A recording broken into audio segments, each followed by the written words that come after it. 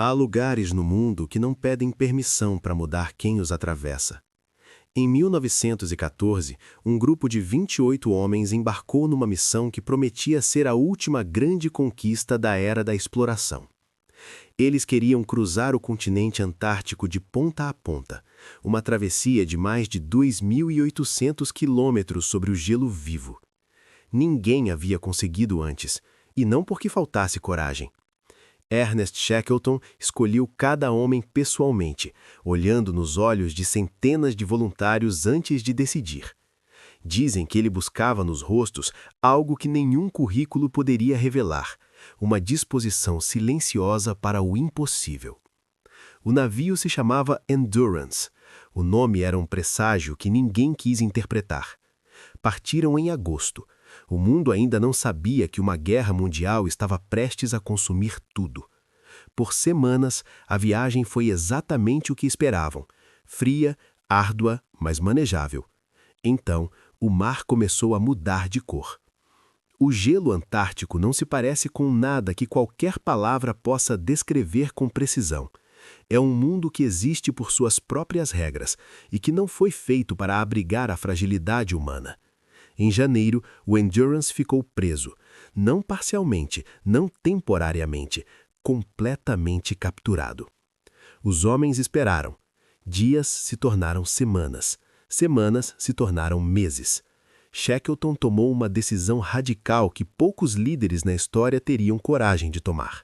Ele abandonou a missão original. O objetivo agora era apenas um: trazer todos de volta vivos. Durante 10 meses, o gelo foi seu carcereiro e sua casa ao mesmo tempo. Eles criaram rotinas, celebraram aniversários, encenaram peças de teatro para manter a sanidade. Mas o gelo não tem paciência para rituais humanos. Em outubro de 1915, o Endurance afundou. 28 homens ficaram sozinhos sobre o gelo sem nenhum navio. O que aconteceu nos meses seguintes desafia qualquer definição razoável de limite humano. Eles arrastaram 3 botes salva-vidas sobre o gelo por semanas, sob temperaturas que congelavam a respiração no ar. Dormiam sobre o gelo, comiam o que conseguiam caçar e continuavam avançando.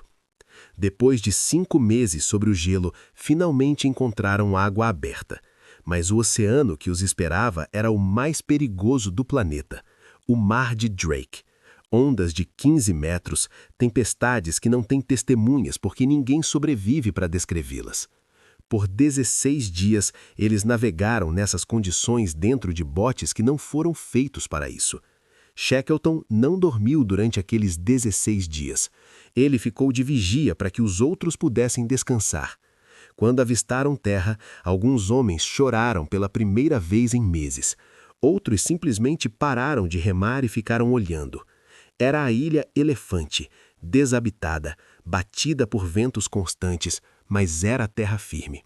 O problema era que ninguém no mundo sabia onde eles estavam, e nenhum navio de resgate passaria por ali. Shackleton anunciou que partiria novamente, desta vez com apenas 5 homens, para buscar socorro. O destino era a Geórgia do Sul, uma ilha com uma estação baleeira, a 1.300 quilômetros de distância em pleno oceano aberto. Eles partiram num único bote de 6 metros, o menor e mais robusto dos 3.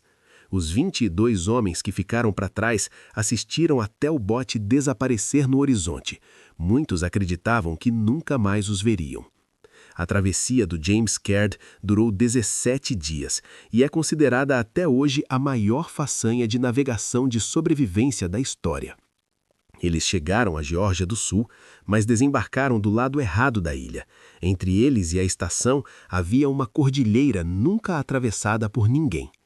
Com equipamentos mínimos e corpos destruídos por meses no gelo, eles atravessaram a cordilheira em 36 horas sem parar. Quando os trabalhadores da estação baleeira os viram chegar, não os reconheceram. Eram homens diferentes dos que haviam partido.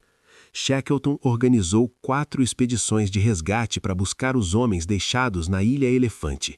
As 3 primeiras falharam. Na 4ª tentativa, o gelo abriu, como se o próprio oceano tivesse decidido que já era suficiente. Quando o navio apareceu no horizonte da Ilha Elefante, os 22 homens ainda estavam lá, todos vivos. Shackleton contou os homens um a um antes de ordenar a partida. Ele precisava ter certeza com os seus olhos.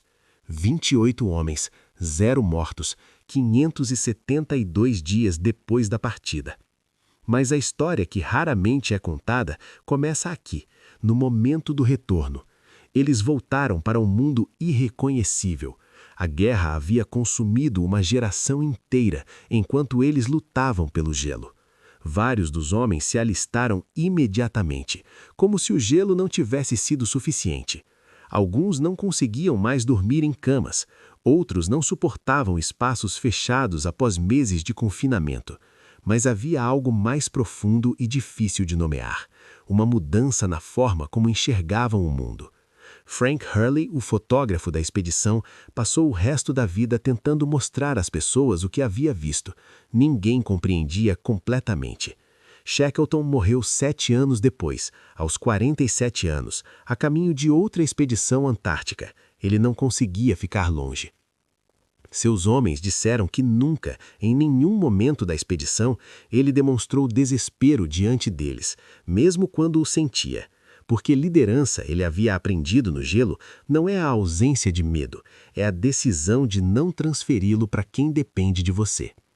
A expedição falhou em seu objetivo original e é lembrada até hoje como um dos maiores feitos humanos de todos os tempos, porque há um tipo de vitória que só é possível depois que tudo o mais foi perdido, e há um tipo de homem que só é revelado quando todas as desculpas para ser menos do que poderia ser foram eliminadas. Eles partiram querendo conquistar um continente, voltaram tendo conquistado algo que nenhum mapa consegue registrar.